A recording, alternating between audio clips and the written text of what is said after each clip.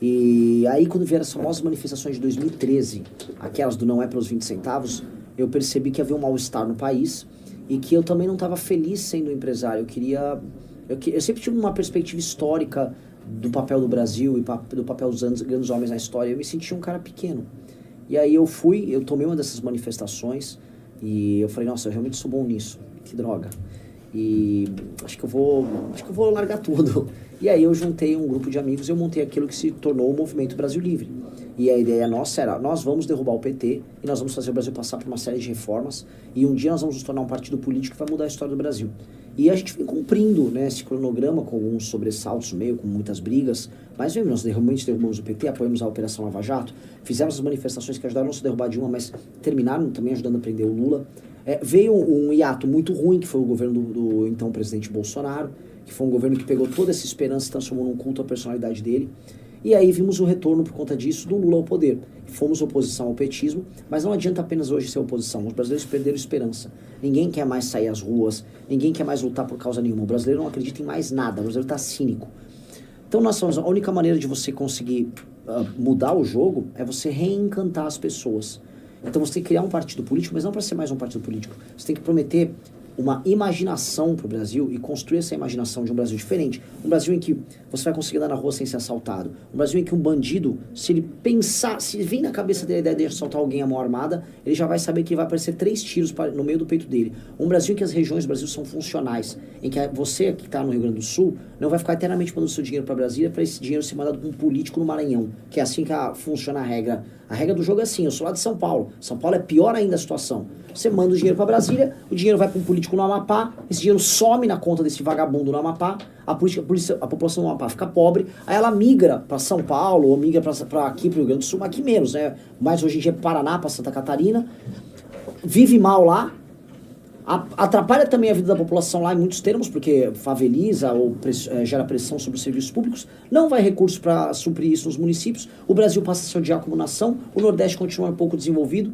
então essa é a imaginação de um país funcional que eu quero construir. Um país que todas as regiões funcionem, em que a classe política não seja uma classe parasitária, que o Brasil possa ser uma das 5 maiores potências do mundo, que ele possa usar a questão das terras raras para ser uma força política, tecnológica e militar no nosso continente, que a gente seja o que a gente nasceu para ser. O Brasil tem tudo para ser uma das maiores nações do mundo. Não adianta a gente ficar só de chororô ou só idolatrando o político, como acontece. Eu tô lá no Nordeste, aí, meu papai Lula. Às vezes eu venho aqui pro Sul, não, o capitão. São 2 Zé Mané, 2 Zé Ruela. Até quando a gente vai ficar assim, chorando nas costas de 2 Zé Ruela, ignorantes, Flávio Bolsonaro um corrupto, contumaz, do outro lado a família do Lula inteira de corrupto, quando a gente vai largar de mão de ladrão e começar a construir nosso próprio destino? Esse sou eu. Renan, nesse contexto, como que se encaixa a omissão nesse projeto de país? Como ele vem se construindo a partir do MBL, mas agora enquanto partido político, e como que vocês vêm construindo essa caminhada de busca, complexa busca à presidência da República? Com os pouquíssimos recursos que a gente tem à disposição. Então, quando eu comecei, quando o partido ficou pronto, foi no final de novembro do ano passado, e só para o ouvinte entender, montar um partido no Brasil é quase impossível. Você precisa de centenas de milhares de assinaturas validadas no sistema do TSE. Você precisa que isso obedeça a critérios de divisão por estado, que as assinaturas tenham que ter uma validação pela internet e uma validação no cartório. É um inferno. O Bolsonaro tentou e não conseguiu. Nós conseguimos, porque nós criamos um aplicativo para os coletores de assinatura, nós criamos políticas de incentivo para os coletores de assinatura, nós temos uma militância muito grande, então essa molecada trabalhou até a gente montar. Montou o partido no final de novembro do ano passado, fomos a julgamento, ganhamos por 7-0 no TSE, portanto temos o partido. Surge, né, a necessidade de participar das eleições. E todo mundo falou, Renan, é você. Eu falei, mas eu sempre fui bastidor. Quem brilhava era o Kim, antigamente teve o Fernando, tem o Arthur, a Amanda, o Guto, tem o Evandro, tem tantas lideranças que poderiam brilhar. Eu falei, não, é você. Eu falei, eu. Então vai ser do meu jeito. Eu gosto muito de rodar e eu quero apresentar uma tese pro Brasil. Então eu vou rodar o Brasil de carro. E eu comecei a rodar o Brasil de carro. Por quê? Porque eu também não poderia rodar de avião, porque eu não tenho dinheiro. Não tenho jatinho. Então eu só poderia ser de carro. Então eu vou rodar o Brasil de carro. Vou criar conteúdos em todos os lugares que eu for, vou gravar vídeo em todos os lugares que eu for, vou trazer soluções sobre os problemas nacionais, vamos criar um livro de propostas sobre o Brasil, vamos publicar esse livro mais de 1 ano antes das eleições para mostrar que não é um livro eleitoreiro, não foi construído por marqueteiro, vou apresentar as propostas e vou começar a ver as propostas serem copiadas, enquanto todo mundo copiando, Zema copiou, Flávio Bolsonaro copia, E aí, com base nisso tudo, a gente vai criar uma campanha que faça sentido para as pessoas e que nos coloque no jogo. Pois bem, eu estou no jogo. Amanhã, se você pesquisar atas, eu devo estar próximo dos 10% já. Num cenário que eu já deixei os governadores para trás e estou próximo dos 10%, eu me torno a alternativa para tirar o Flávio do segundo turno e enfrentar o Lula. Então é um trabalho muito árduo que nós temos pela frente. Uma das propostas mais claras do Missão e sua também diz respeito à segurança pública.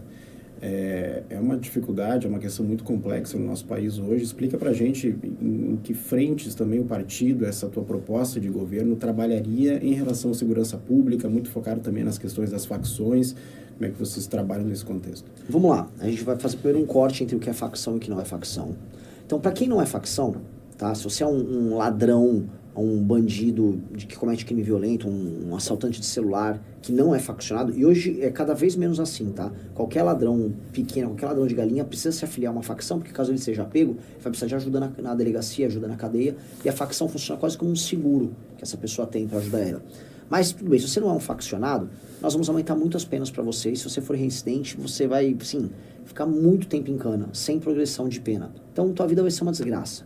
Então, nós já conseguimos alguns aumentos de pena. O deputado do Partido Missão passou o projeto de aumento de pena para roubo, furto e receptação de celular. Aqui em Kataguiri passou. Um baita projeto, que vai dificultar muito a indústria do roubo de celular. Mas nós temos que aumentar a pena para muita coisa. Por exemplo, aqui no Brasil, você saca uma arma, coloca a arma na cabeça de alguém, rouba uma aliança, rouba um celular, rouba uma carteira. Às vezes o juiz te solta em um ano e meio. Aqui o ato de tirar uma arma para atirar em alguém é banalizado. Nos Estados Unidos, você pega mais de década de cadeia. Na França, você vai pegar muito tempo. Eu estou falando de país de primeiro mundo. Se for para países de terceiro mundo que combater o crime, é mais duro ainda. Se for puxar uma China da vida, se for puxar um Vietnã da vida, vai ver o que vai acontecer com você. Então, todo mundo que tiver uma arma e apontar essa arma para alguém para roubar uma coisa, não vai poder ficar menos de 15 anos na cadeia. Ponto. O ato de puxar a arma significa que aquela pessoa se tornou o juiz da vida de outra. É muito grave você botar uma arma na cara de alguém. Que não seja uma arma, que seja uma faca. Você botou uma faca no pescoço de alguém e falou, me dá isso aqui. Isso aqui significa que se a pessoa não concorda com você, você vai matar ela. Essa pessoa não tem esse direito. Essa pessoa tem que perder 15 anos da vida dela para ela nunca mais se esquecer do que ela fez. Sem progressão. Todo crime violento que envolva uma grave ameaça ou um ato de violência, ele tem que ser punido de maneira absolutamente repressora pelo Estado. É uma pessoa, porque assim, naquele momento que ele tá com a arma na tua cabeça, seus sonhos, o que sua família imaginou pra você, quem você vai reencontrar em casa quando você voltar, aquela pessoa não tá ligando. Ela só quer saber se você vai entregar o bem que ela quer. E se você balbuciar uma palavra que ela não gostou, ela acaba com tudo isso. Quem deu o direito a essa pessoa disso? A gente não odeia os ladrões o suficiente no Brasil. A gente não odeia bandido o suficiente. Quando a gente percebe o mal que esse cara faz pra gente, a gente fala, pô, mas isso é horrível. Só que tem música de bandido tocando na rádio. Aí liga lá, tá o rap, então os caras, porque nós não sei o quê, nós não sei o quê. Dane-se o rap. Eu vou censurar todo tipo de música que faça apologia à facção criminosa no Brasil. Eu tô sempre falando, você vai ser vou censurar. Não vai poder fazer música fazendo apologia para membro de facção. Falou de facção, vai em cana e sua música vai ser tirada do ar de todos os lugares. Porque nós estamos em guerra. E nós começamos a aceitar e glamorizar bandido. Novela na Rede Globo, mostrando, conheça a história da menina que se apaixonou por um traficante que era um cara legal na boca. Vai pro inferno. A gente tornou a pessoa que nos oprime um herói. Então nós vamos acabar com essa bagaça, a gente vai acabar com essa inversão. Isso pro bandido comum. Pro faccionado, aí o direito penal do inimigo. O faccionado não tem direito de prerrogativa. Então assim, se você é catalogado, olha, você é um membro da facção Bala na Cara, tá? Você estava ontem traficando com eles, você cometeu, vamos dizer, você participou não só de contrabando, mas você ameaçou uma pessoa na rua em nome da facção Bala na Cara. Você vai nas suas redes sociais e bota sou do Bala na Cara. Pois bem, um policial te viu na rua, em São Paulo tem muito disso, então vai começar a chegar aqui no Sul, que é o sistema de detecção por câmeras. A câmera viu sua cara e tá catalogado. Esse cara, bala na cara, o policial vai te encontrar. Não é que ele vai abordar, meu senhor. Não, você já é algemado, colocado no chão. Você é levado direto para um presídio, não tem agência de custódia. Você perdeu sua presunção de inocência. O crime é inafiançável, você não tem progressão de pena. E aí depois você vai a julgamento como membro de uma facção. O direito para você tem que ser um direito terrível.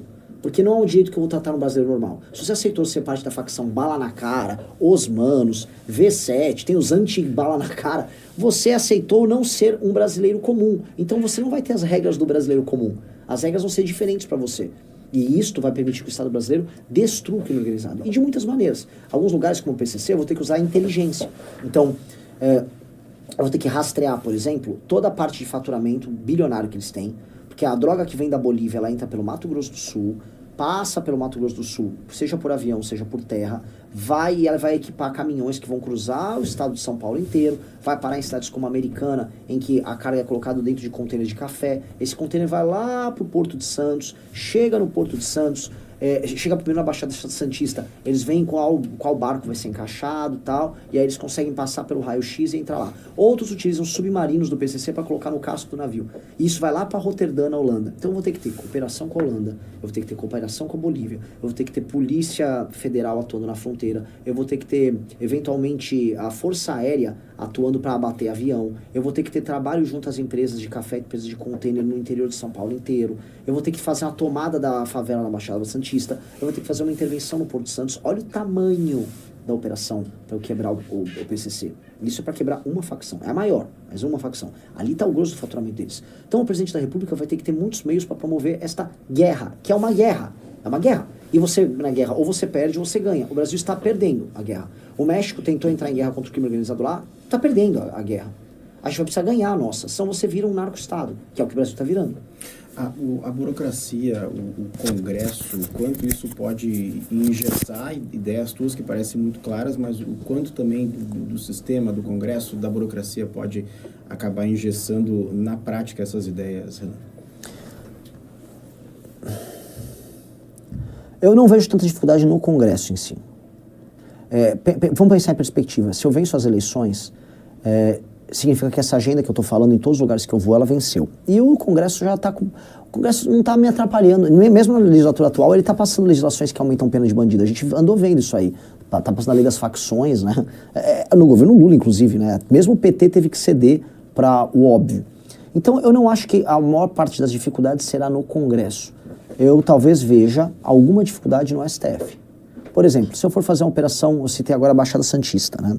Que é a região de morros que tem ao redor da cidade de Santos, Guarujá, em São Paulo, que é onde ficam os faccionários do PCC fazendo manejo da droga para a droga ir para o porto.